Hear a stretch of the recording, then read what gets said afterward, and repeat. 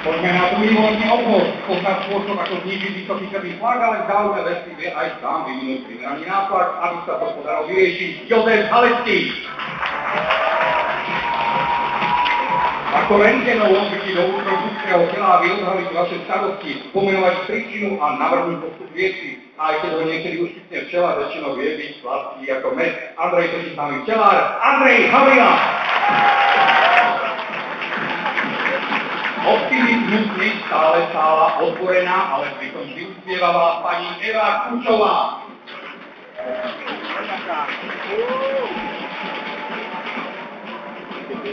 Pochodil ústami svie a že vie, že politika to nie je líčadné. Prichádza bývalý majster sveta psychotriálnej Pardiovčan Martin Miháľ.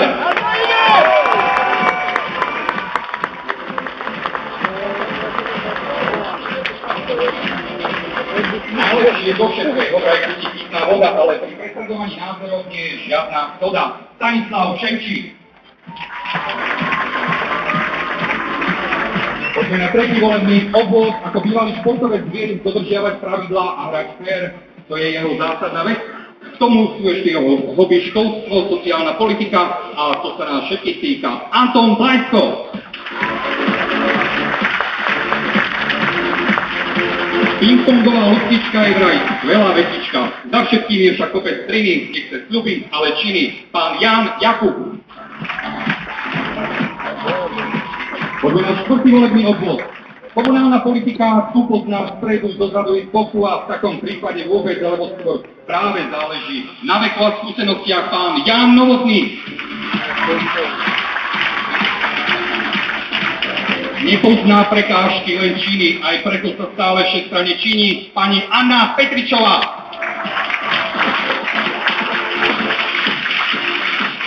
Keď vás bolia kríže, páli v pravej nohe, Martin Papírek je stále na pozore. Spievajúceho kandidáta Eliáša Storoku sme už dnes videli, žiaľ musel dnes z pracovných dôvodov odísť a nie je tu medzi nami, takže aj on patrí do štvrtého volebného obvodu. Piatý volebný obvod. Hokej a komunálna politika, to sú tiež veci, ktoré sa nás takmer každý deň týkajú. Takže aj to sa nás týka. Andrej Gmiter.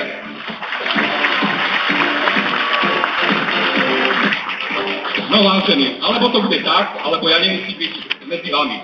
Vždy zásadový a principiálny Milan Mača. Šiestý volebný obvod, životné prostredie, to je jeho práca, životné poslanie, ale tiež aj hobby. A tým sa riadi heslom ži a nechaj žiť. Jozef Kuka. Občas síce pôsobí dojmu, že sa o to netýka, ale v konečnom dôsledku je veľmi dôsledný pri presadzovaní dobrej veci. Vždy rázny Jan Motika. 7. volebný obvod, to čo sa v knihách píše, rozpovie vám hneď vždy pôvabná a pôsobivá pani Ľudmila Jastajová. A teraz pozor, vidí do plus aj lieči, ale prináša i nové veci. Šarmantná pani Helena Leštičinová. Stačí sa len pozrieť a každý hneď vie, že svoje miesto si zastať naozaj vždy a stále vie. Milan Kunc. Keď vás bolí hlava alebo trápi chrípka, vyhľadajte svojho lekárnika, pán William Fedorčov. 8. volebný obvod, nie je lúka ako lúka, je tu aj dlhá lúka a zveľadiť chce pán František Kotulák.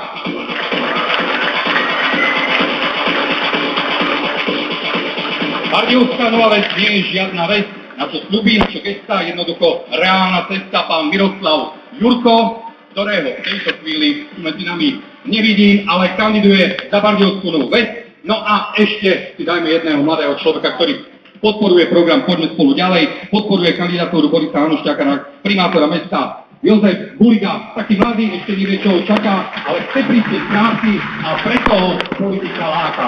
Dámy a páni, toto je, aj keď nie úplná zostava v tejto chvíli, ale na hlasovacích listoch je zostava kandidátov za koalíciu Smer sociálna demokracia a ľudová strana HZDS, kandidáti na poslancov do mestského zastupiteľstva, ktorí sa budú o vaše hlasy ukázať 27. novembra. Ďakujem veľmi pekne. Poďme spolu ďalej. 780 miliónov na granty. Myslím si, že je to veľmi veľký úspech pre toto mesto. I preto sme zobrali takmer 60 miliónový úver a to je teraz predmetom rôznych debat, ako sme hrozne zadlžení. Dámy a páni, chceli sme opravovať cesty a tu sme si povedali 60 miliónov na jednej strane ako kofinancovanie a takmer 800, ktoré vyprodukujú v tomto meste novú kvalitu. Nikdy sme nezvyšovali dane počas rokov krízy, podporovali sme šport, i vďaka nemu máme futbalistov o súťaž vyššie, máme vynikajúcich hokejistov, ale aj ostatné športy a pochopiteľne aj kultúru. Všetko toto, čo hovorím, to sú čriepky, ktoré vytvárajú určitú mozaiku, z ktorej vyrastá krásny obraz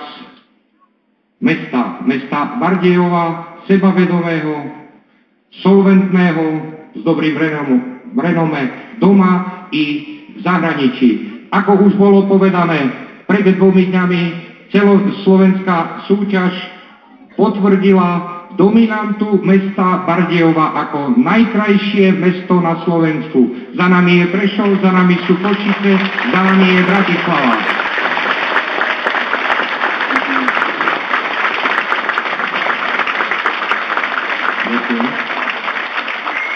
Čiže zmena v podmienkach Bardejova je ťažko predstaviteľná. Ak ste prví a chcete to zmeniť, môžete byť už len horšie. Práve naopak, treba skúsenosťou a usilovnosťou obhájiť tie zlaté a prvé pozície. Takže vnímam slovo zmena v podmienkach Bardejova ako argumenty skupiny ľudí, ktorí majú ambície, ale tých argumentov podstatne menej. Takže poďme spolu ďalej rozvíjať Bardejov. Ak ste ochotní podporiť tento program, ak ste ochotní podporiť kandidáta na primátora mesta aj do ďalšieho štvoročného obdobia, voľte číslo 1. Ďakujem pekne.